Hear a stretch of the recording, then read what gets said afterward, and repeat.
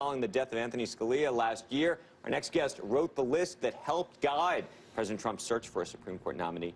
John Malcolm, a former DOJ attorney and director of the Heritage Foundation's Edwin Meese Center for Legal and Judicial Studies. Good morning to you. Good to be with you. Tell us about this gentleman and the way you see his role if he gets approved to be on this court.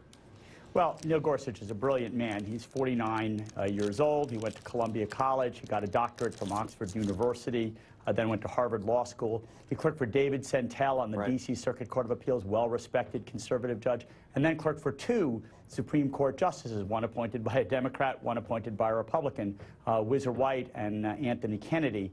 He then served with distinction, a partner at a prestigious firm in town, served in a high-level position at the Department of Justice, and for the past, I think it's 11 years, he's been on the 10th Circuit Court of Appeals, where he has clearly distinguished himself as a brilliant writer and a deep thinker. John, question for you about, though, how the business world and the business community, to the extent that we talk about investment, business, and the like, how do you think he thinks about the world of business? There have been reports and certain decisions he's made that suggest that he is going to be less deferential, for example, to regulators. The question is whether those decisions will be applicable to the business community.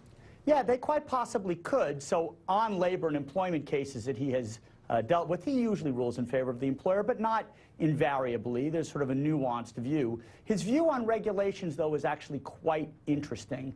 So the seminal Supreme Court case in administrative law is a case called Chevron, in which courts generally defer to the interpretations of laws by executive branch agencies when the law is ambiguous and when the agency's interpretation is a reasonable one. He has explicitly called for the Supreme Court to revisit and overturn its Chevron case. It's not so much that he doesn't like administrative agencies, so much as he believes it is the role of a judge to look at a law that is ambiguous and to give it the court's best interpretation of that law, and not to say, well, since it's ambiguous and since your interpretation is reasonable, we'll just punt it to you. He thinks that's an abdication of the judicial duty. If his view were to prevail, then administrative agencies would have a lot less discretion in terms of how they interpret vague laws. With respect to state regulations, on the other hand, there's a doctrine that's referred to as the Dormant Commerce Clause. So the Commerce Clause is in the Constitution. It's what enables Congress to regulate in a whole host of areas. States often, when Congress hasn't spoken, attempt to regulate on matters that affect interstate commerce. And courts have, when they think the states have interfered too much with interstate commerce, have occasionally said, no, even though Congress hasn't spoken, this goes too far and violates the Dormant Commerce Clause. He has said, look, there is no Dormant Commerce Clause in the Constitution, and he has declined to apply it in cases when he's had the opportunity to do so. So if his view prevails, when Congress is silent, states may have more room to regulate. John, when you look, you know, he's been compared oftentimes now to Scalia, the role that he would be replacing. More or less conservative. I've been on a couple of different websites where they have these graphics, these sliding scales to show what they call more conservative, less conservative. They put little pictures of each of the different justices. Where do you put him? Yeah, you know, it's hard to determine, for instance, what they mean by conservative. So, for instance, Antonin Scalia was often referred to as the criminal defendant's best friend on the court. He had a conservative approach to judging in that he was an originalist. He paid attention to the criminal procedural protections that criminal defendants had, even though he often reached a result that conservatives, if you're a law and order conservative, wouldn't like.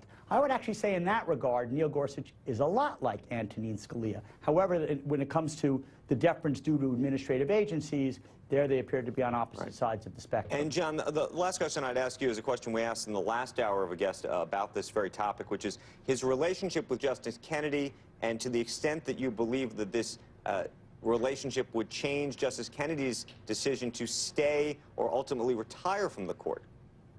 Well, I don't know about that. Justice Kennedy's 80 years old. He's been on the bench since the Reagan administration. I suppose he's entitled to retire whenever he wants to. He certainly ought to have a very collegial and a good relationship with Neil Gorsuch. He's now viewed and has been for some time as the swing justice. Neil Gorsuch is a pretty persuasive guy, and perhaps he will tilt Anthony Kennedy a little bit more in his direction. Whether he'll feel comfortable enough to say, okay, it's time to hang up my spurs, that I don't know.